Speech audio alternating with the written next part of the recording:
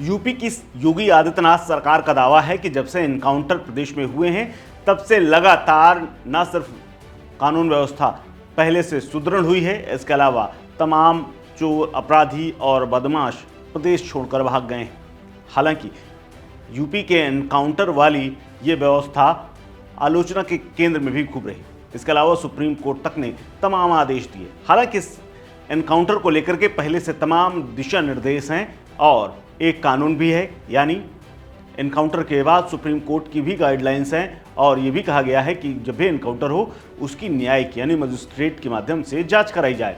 लेकिन यूपी में तमाम एनकाउंटर हुए और तमाम की जांच भी हुई, लेकिन जांच में जैसा पुलिस की कहानी रही वैसा ही सामने आया और कई बार ऐसे हालात बने जब पुलिस घेरे में भी रही और कई बार तो हर बार एनकाउंटर करने की जो पॉलिसी या यूं कहें जो विपक्ष कहता है हाफ एनकाउंटर, उसको लेकर के भी योगी आदित्यनाथ सरकार से कई बार विपक्ष की सीधी तीखी तकरार तक हुई।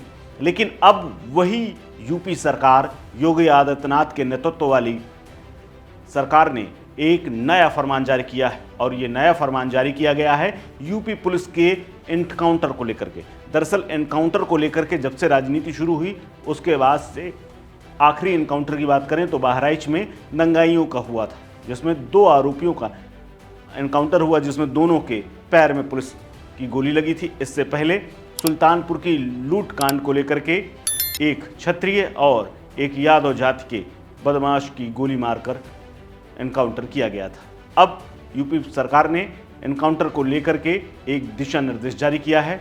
इसमें यूपी में पुलिस मुठभेड़ को लेकर के नई गाइडलाइंस जो जारी की गई है उसमें यूपी सरकार ने सख्त निर्देश दिए हैं, जिनका पालन हर पुलिस स्टेशन और पुलिसकर्मी को करना होगा। दरअसल अगर इसकी शर्तों की बात करें तो पुलिस एनकाउंटर में कोई अपराधी घायल होता है या उसकी मौत हो जाती है तो शूट आउट साइट की बाकायदा वीडियोग्राफी करानी होगी।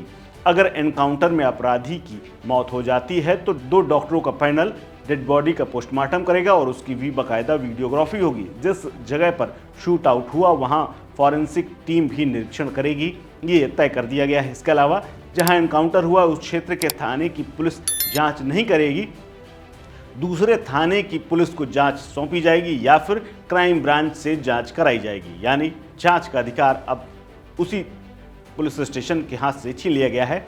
इसके अलावा एनकाउंटर में शामिल अफसरों से एक रैंक ऊपर के अधिकारी ही इसकी जांच कर पाएंगे, यानी समान कद और कैडर के अधिकारी इसकी जांच नहीं कर पाएंगे। इसके अलावा एनकाउंटर में मारे गए अपराधी के परिजनों को भी इसकी सूचना तुरंत दी जाएगी। इसकी जानकारी पंचनामा रिपोर्ट में भी देनी होगी। इसके अलावा एनकाउंटर के दौरान जिन हथियारों का इस्तेमाल किया गया उसका भी ब्यौरा दिया जाएगा, उनका भी सरेंडर कराना होगा ताकि उन हथियारों की जांच की जा सके। ऐसे निर्देश मिले हैं।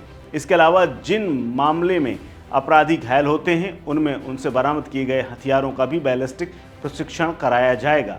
यानी पहले की ऐसे यानी मनमाना एनकाउंटर वाली व्यवस्था अब चल नहीं पाएगी। योगी सरकार ने स्पष्ट कर दिया है कि क्या अपराधियों के तमंचे या पिस्टल से गोली चली या नहीं, इसकी भी पुष्टि करनी होगी। इसके अलावा जो भी पुलिसकर्मी के पिस्टल से गोली चलेगी उसको भी जांच के लिए शामिल किया जाएगा। हालांकि इससे पहले भी तमाम ऐसे दिशा निर्देश रहे हैं, लेकिन बीते कुछ सालों में योगी आदित्यनाथ की सरकार में तमाम एनकाउंटर हुए, लेकिन शायद सरकार को कहीं लग रहा है कि ये नए नियम कानून लागू करने से शायद एनकाउंटर को लेकर के जो तमाम सवाल खड़े होते हैं जनता के मन पर और विपक्ष के सवालों से ऐसे में बचा जा सकेगा। आपको बता दें कि यूपी में करीब 250 से ज़्यादा एनकाउंटर हुए हैं जिनमें लोग मारे गए हैं, यानी 250 से ज़्यादा बदमाश एनकाउंटर में मारे गए हैं।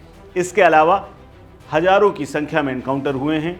इसके अलावा जिसको विपक्ष की भाषा में हाफ एनकाउंटर कहते हैं, यानी पैर में गोली मारी गई, ऐसे एनकाउंटरों की संख्या अच्छी खासी है। इसके अलावा मुठभेड़ों का तो कोई फिलहाल हिसाब किताब नहीं है, लेकिन ये भी हजारों की संख्या में ही हैं। लेकिन नए दिशा निर्देश के बाद उन सवालों को सरकार चुप कराना चाहती है जो विपक्ष और जनता के मन में उठते हैं, और ऐसे में पुलिसकर्मी अगर किसी भी आरोपी का जबरन या फिर किसी मेडल या किसी लालच या किसी द्वेष के चलते एनकाउंटर करना चाहेंगे, उसमें भी अब कमी आएगी। इस खबरों में फिलहाल इतना ही। अपडेट्स के लिए बने रहिए वन इंडिया हिंदी के साथ। नमस्कार।